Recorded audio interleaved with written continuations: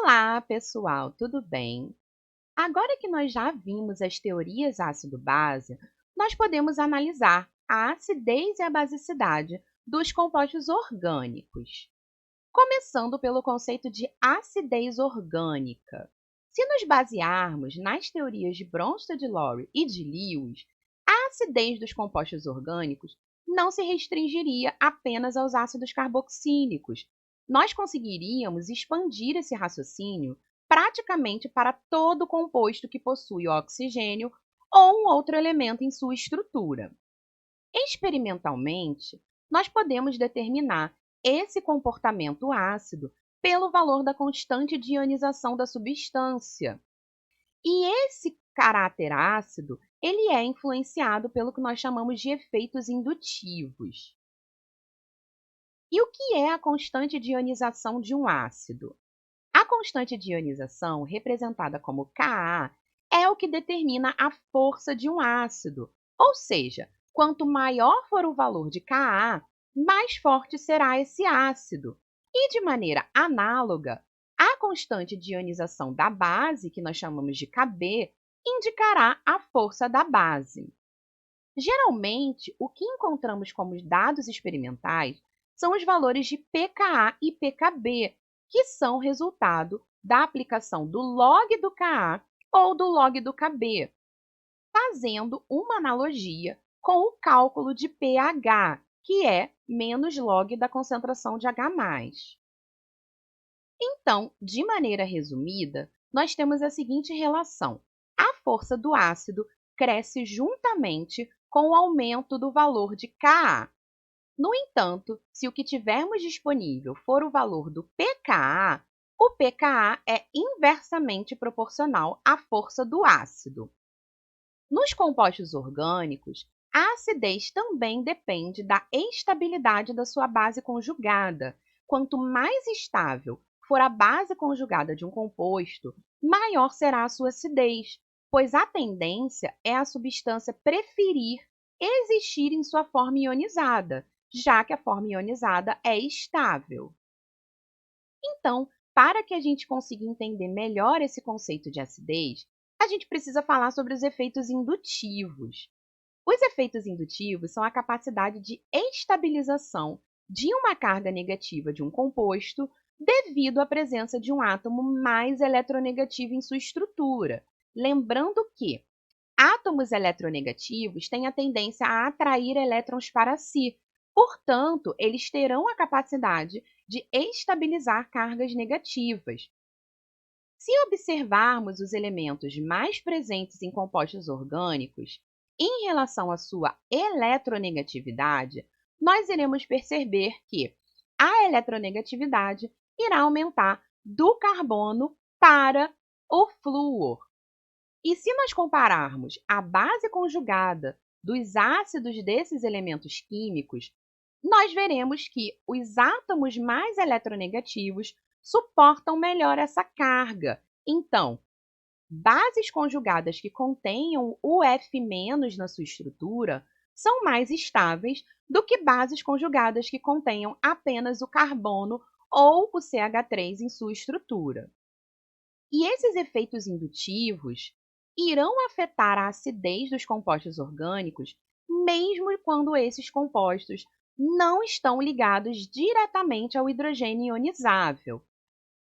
Então, aqui nós temos a comparação entre o ácido acético e o ácido cloroacético.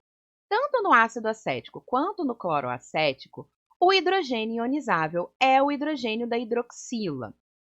O pKa do ácido acético é 4,7 e do ácido cloroacético é 2,8, sendo este o mais ácido. E por que isso ocorre? No ácido acético, nós não temos a presença do cloro. Então, ao realizar o processo de ionização, o íon acetato tem somente os oxigênios da sua estrutura para estabilizar a carga negativa. Já no ácido cloroacético, como o cloro é um átomo eletronegativo, ele vai causar o efeito indutivo e o íon cloroacetato não terá somente os átomos de oxigênio para estabilizarem essa carga negativa, pois o cloro irá atrair a densidade eletrônica da molécula para si, liberando este carbono ligado a ele como parcialmente positivo. Então, este carbono será capaz de estabilizar a carga negativa do átomo de oxigênio da hidroxila mais facilmente do que no caso do íon acetato. Então, agora vamos analisar acidez orgânicas em cada classe de composto, começando pelos ácidos carboxílicos. Os ácidos carboxílicos, quando estão em solução aquosa, são capazes de doar o próton da carboxila para a água, sendo a função mais ácida dentre os compostos orgânicos. Então, aqui nós temos o caso do ácido etanóico, que possui pKa 4,75. O ácido etanóico vai ser capaz de doar este próton da hidroxila para a água, ficando com uma carga negativa no oxigênio. O oxigênio, como é eletronegativo, vai suportar essa carga, deixando a base conjugada estável. No caso dos ácidos carboxílicos, nós ainda temos um outro efeito estabilizante, que é o efeito da ressonância. A carga negativa será dividida entre os dois átomos de oxigênio da molécula. Por quê? Essa carga negativa irá migrar para o oxigênio da carbonila e, consequentemente, a ligação dupla da carbonila migra para o oxigênio da hidroxila. E isso acontece numa movimentação constante, estabilizando ainda mais a base conjugada dos ácidos carboxílicos. Em segundo lugar, no conceito de acidez, nós temos os fenóis. Os fenóis também podem doar um próton da sua hidroxila para a água, quando estiverem em solução aquosa. E como os fenóis também apresentam oxigênio, eles também suportam a carga negativa. Temos aqui o caso do fenol, que possui pKa 9,9. O fenol irá doar o seu hidrogênio da hidroxila para a água, gerando a sua base conjugada, que é capaz de estabilizar essa carga negativa no oxigênio. Os fenóis também possuem estruturas de ressonância, devido às ligações duplas no anel aromático. Então, a base conjugada dos fenóis é bastante estável. Essa carga negativa da base conjugada, ela vai migrar para o anel aromático, gerando estruturas de ressonância pela movimentação dessa carga negativa. Nos anéis aromáticos, essa movimentação da carga negativa é chamada de efeito mesomérico e é o que estabiliza tanto os anéis aromáticos em relação aos compostos não aromáticos. Caso esse fenol ainda possua a presença de outros substituintes, esses substituintes serão capazes de estabilizar ou desestabilizar a base conjugada. Isso vai depender se esse substituinte é um grupo elétron repelente ou um grupo elétron atraente. Os grupos chamados de elétron repelentes são os grupos que possuem átomos com pares de elétrons livres em sua estrutura, ou grupos que possuam átomos com eletronegatividade alta. Aqui nós temos a comparação do fenol com o ortocresol. O fenol possui pKa 9,9, já o ortocresol possui pKa 10,3, ou seja, é menos ácido do que o fenol. Por que isso ocorre? Porque no ortocresol nós temos esse grupo CH3 aqui, essa metila substituindo. E a metila é um grupo elétron repelente, ou seja, ela vai desestabilizar o efeito mesomérico que ocorre no anel aromático. Então, de maneira resumida, quanto maior o pKa, menor a acidez do composto. E os grupos elétron repelentes são capazes de aumentar o pKa de um composto. Já os grupos elétron atraentes são os grupos que possuem carbonilas ou ligações duplas em sua estrutura. E eles irão diminuir o valor do pKa, ou seja, eles irão aumentar a acidez do composto. Aqui temos a comparação do fenol, pKa 9,9, e a para-hidroxiacetofenona, que é um fenol com um grupamento cetona substituído na posição para. E esse composto possui pKa igual a 8, ou seja, é mais ácido do que o fenol. Os alcoóis, apesar de possuírem na hidroxila um próton que pode ser doado, apresentam menor acidez, pois eles não têm a possibilidade de gerar estruturas de ressonância, o que significa que a sua base conjugada não é tão estável.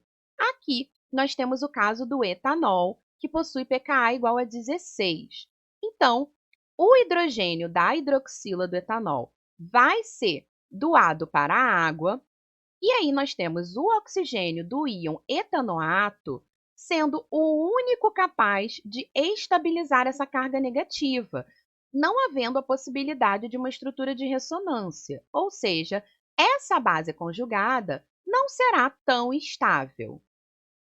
E por último, nós temos o caso dos hidrocarbonetos, que possuem uma acidez muito baixa, pois o próton doado está ligado ao carbono, e o carbono não possui a capacidade de estabilizar a carga negativa, como ocorre com o átomo de oxigênio. Então, as bases conjugadas dos hidrocarbonetos são instáveis e, consequentemente, os seus pKa's possuem valores bem mais altos, como aqui o caso do etano, que possui pKa 50.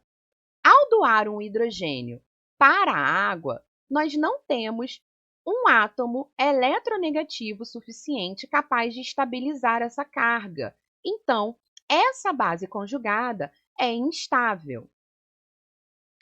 Agora que nós já vimos o conceito de acidez orgânica, vamos falar um pouquinho sobre o efeito oposto, a basicidade orgânica.